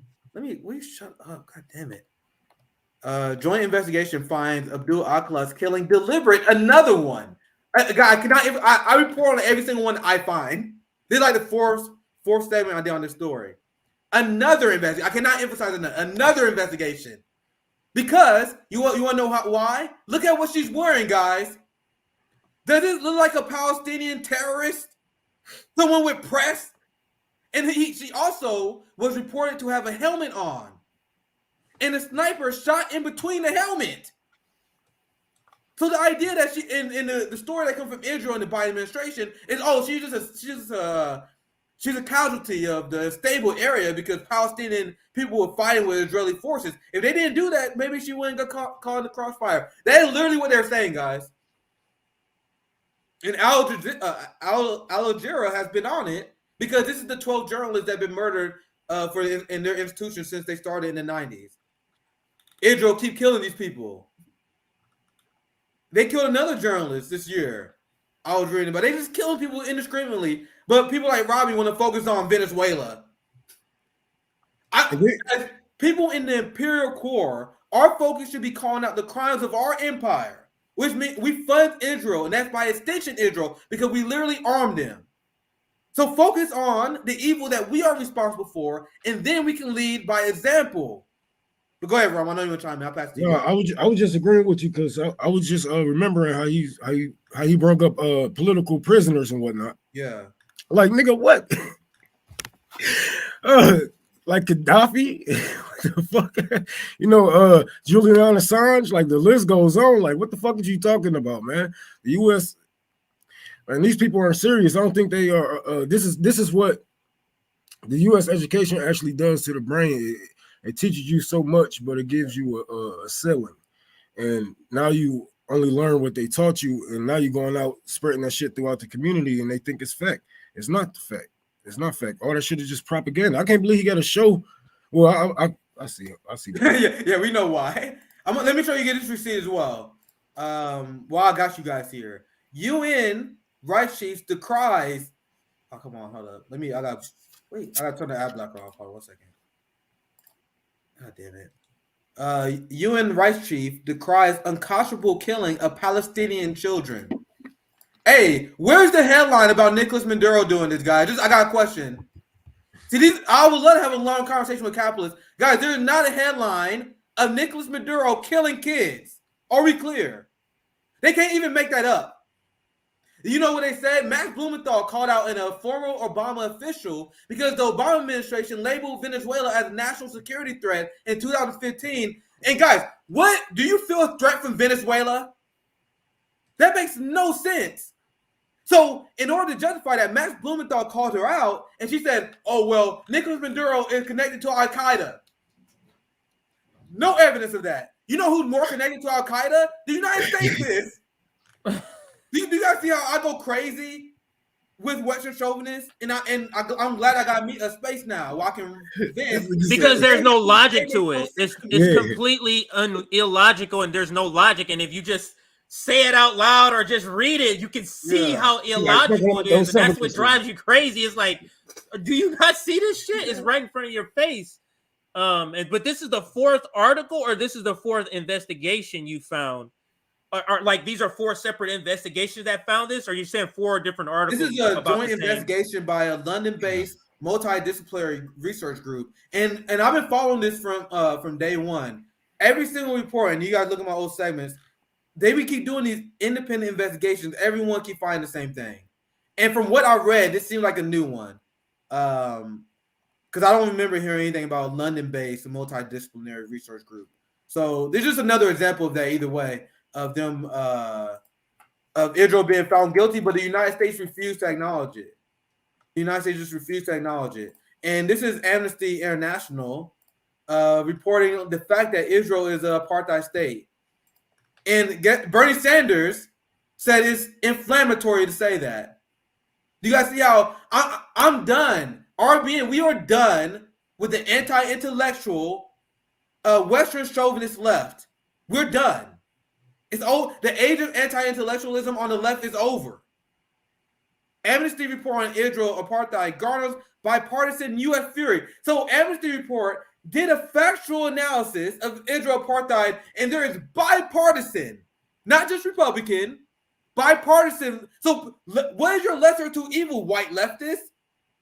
You guys see how they only for themselves? Yeah. It didn't. There's no lesser two evil for the Palestinian people. There's Nick, what the fuck you want? I said free Palestine and put the thing on my fucking Twitter. What you want? What you want? Damn, man. That's all they think that they have to do. And they vote for Zionists like John Fetterman. Yep. John Fetterman, who they all of them bootlick him. That's to me, this is disqualifying. If you're an anti-imperialist, siding with the Zionist apartheid state Israel is disqualifying. I don't care what the white leftists say, because you're not going to sell out black people, you're not going to sell out Palestinians, and RBN not going to allow you to get away with it. John Fetterman says he'll lean in on U.S.-Israel relationship as senator. Done. Done. But they're still pushing him.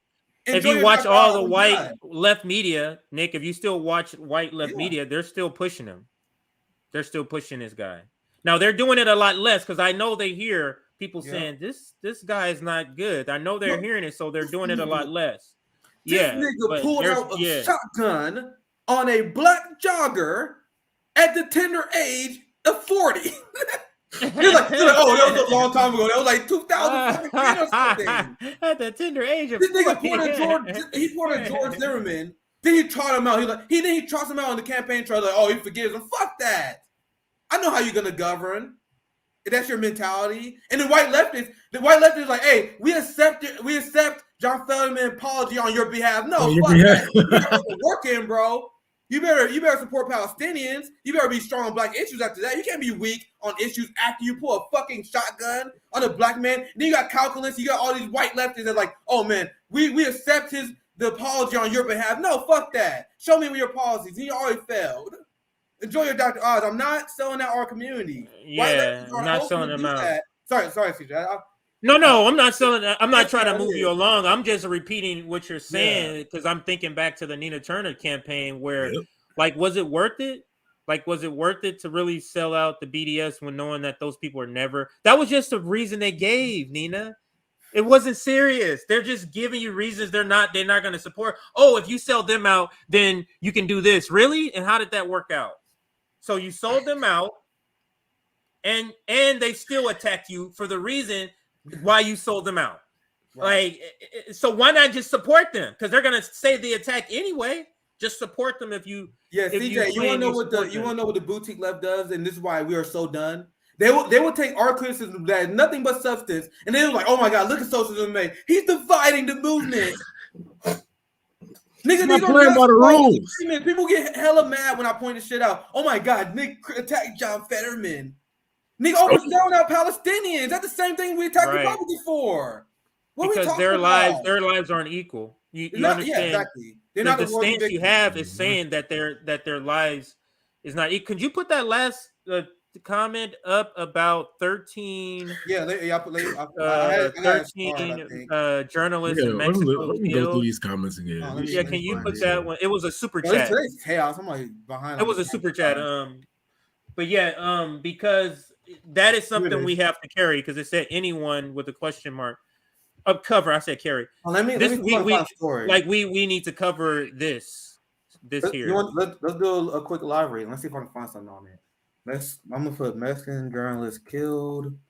No, I have heard the story, not necessarily 13 journal, but I heard that. Here, let's just read this headline. I have idea. Mexico is murdered. There's a lot of murdered journalists in Mexico. And a lot of other South American countries, even though Mexico's not South America, but some South American countries also. Go ahead, Nick. Like these are one of the things I hear about, but I never read that much into it. I'll just read the first two paragraphs maybe. Here's the headline: Death toll rises, 13 journalists killed in Mexico this year. This week, 3 people, including journalist Ernesto Mendez, have been shot dead in a bar in San Luis de la Paz. Please forgive me, guys, but bringing the total number of journalists killed in Mexico this year to 13. Armed gunmen stormed the bar in Mendez on 2nd of August. Mendez was the director of the local newspaper, Tuvas. Mexico is a dangerous country for reporters outside of war zones, and 2022 in particular has seen a sharp increase in threats and violence. Actually, I would love to see why, though. They kind of report on it right now. They don't really declare why, though. The Mexican government declared war on organized crime, deployed the military. So maybe a lot of journalists are being killed because they are pushing back on the mob, maybe.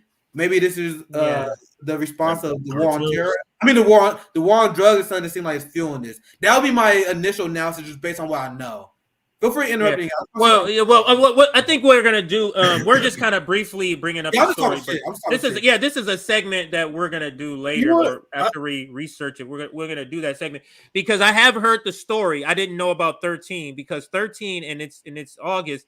That's damn near one a month or more than one a month. So something's going on there. There's journalists that are reporting on the corruption. You get what I'm saying? They're reporting on corruption. They're reporting on the drug trafficking. They're reporting on the cartels. That's another big one. A lot of cartels are having these journalists murdered. So I do know that part, but I do want to have more information. And, Nick and we'll cover this in a week or so. We'll cover a segment and have more information on that. So if you want to continue, go ahead. I think I might do a call-in later tonight. I got all my stories done. I wanted to report. I want to do that funny story while we was having fun, and then I want to end it with something serious while we had people here for the drama. So I have nothing else. We can keep it 9 minutes. That's pretty good for this. Yeah, no, this is good. We can get off here, but yeah, JB fundraiser, $5,000 of gold. 2,000 was the last time I checked. Last night we were at $2,006. So we're almost halfway. We're trying to meet this need by the end of the month because that's when rent is going to be due. So if we're going to be pushing this and throughout a lot of our streams. If you're able to contribute, here is where you can contribute: Venmo, Forever Mutual Aid, or Mutual Aid Forever. And then on Cash App, the only option is Mutual Aid Forever. Oh yeah, my call-in is Revolutionary Discourse. Sorry to interrupt, but that's probably a bad idea without saying it. So if you're new, download the call-in app. It's Revolutionary Discourse. I actually do my show different than other people. I literally do a roundtable. Rome is like Comics Corner. I literally put a lot of speakers up. And usually our community, we like, people don't interrupt each other usually in our community. So I'll put some people up. We usually talk shit about topics. So we definitely gonna talk about this debate. So you already know that calling about to be fire. I want to hear you guys' thoughts and what you thought about the debate. So that's gonna be fire. So make sure you join. Maybe 8 p.m. Eastern. I'm still gotta consider the time, but it's gonna happen tonight. Make sure you like and subscribe, and you guys get up there on that. But go ahead, CJ. That's all I got, fellas. Rome, did you have anything? What's going on with Tour for the Poor? You're going down to Jackson. Are you still doing that, or that fell through? Well, that's why I was texting earlier about my tickets and whatnot. I'm still trying to figure out a way. I was gonna drive down there, but I found some real cheap flights that's actually cheaper than fucking driving. Hold on, Bree. Sorry to interrupt you. Bree messaged us. Let me make sure, because maybe both of you. She messaged me. Nick is in here. Somebody else is in here. We recorded some labor episodes key to the rail, so we're going to do them. Okay, so ours will be next Thursday. Oh, okay, next good. Thursday. So now, That's so gonna be that fun is the again. That's gonna update. be fun. So at least we now know the update that she sent. So I will respond to you, Bree, if she's watching in a little bit. But good that we have that update. So back to you, Rome, about Tour for the Poor and you going to Mississippi. Go ahead, sir. Yeah, we just heading down there. We're gonna be delivering some water, doing got some water drop offs down there downtown. Go to some hoods, whatnot. Make sure that people get it. The people who need it actually get it, because just because it's a pandemic don't mean it ain't them scavengers out there. You know what I'm saying? And people out there taking the water, reselling it type shit for their stores and whatnot. We want to make sure that the people actually get it to their hands, to their houses and whatnot. We're gonna hit a couple of homeless shelters before I head back out here. And I forgot the next city. I think the next city was Maine or something like that. One of them cold ass states. But yeah, that's all I got going on right now. And damn, what the fuck was I about to say about the war on drugs? Oh, the war on drugs. Like, bro, everybody is on drugs in this country, bro. Y'all niggas on something, bro. You might not look at it like, oh, I'm prescribed for my nigga. You on drugs? A lot of people don't consider their coffee habit. You spending $20 on coffee a day. That's crack. I call it the crack house. Every time I drive by Starbucks, I'll be like, "That's the crack house right there." Go ahead. That's why you guys see. I partake here because, like, bro, what are you talking? Don't wag your finger at me. I see people sip wine on. They be on Fox News sipping wine. I'm like, bro, shut up. I do what the fuck I want. Anything else, Rome? Before I sign us off. Yasmin, yeah, you can still help out with donations. I stopped putting the cap on donations because fuck it. Because the more come, the more I can help. Yeah, that's the more we have in the war chest. That's how I see it. That's the more we have in war chest. But I appreciate you guys for watching. Once again, Revolutionary Discourse on Call-In. I'm gonna probably do a show like 8 Central, somewhere in the evening. I gotta pack myself up. But make sure you like and subscribe, support Revolutionary Black on Patreon to help us grow. We got exciting times and a lot of stuff coming up. So, and last message I want to end because we have fun today. We talk about a lot of depressing stuff sometimes, but I want you guys to take this education. I want you guys to do the best you can. Everyone has a role in this movement. And even if you can't do that much, take our principles at heart. When you love your neighbor, if you have an extra room, let people sleep in instead of them going homeless. Do stuff that helps and empower your community in any way you can. Not everyone can do Tour for the Poor. Not everyone can travel to Jackson, Mississippi. Not everyone is a Rome. Not everyone can do that. Do what you can and love your community. And that's the final message we're in. Go ahead, CJ. No, that's a great end to the stream. We're gonna end with a great video from. I don't have the name up. I don't want to say her name wrong. So let me just say we have a great video to end with. So thanks for watching. Next Thursday, so a week from today, is now the interview that we're gonna have. So a week from today, so that'll be dropping. And I leave you with this video. The stream will end once the video is over. The thing is that, as far as I'm concerned, since we met you people 500 years ago, look at us. We've given everything. You are still taking. It's true. I mean, where would the whole Western world be without Africa? Our cocoa, our timber, our gold, our diamonds, our platinum, our whatever. Everything you are is us. I am not saying it, it's a fact.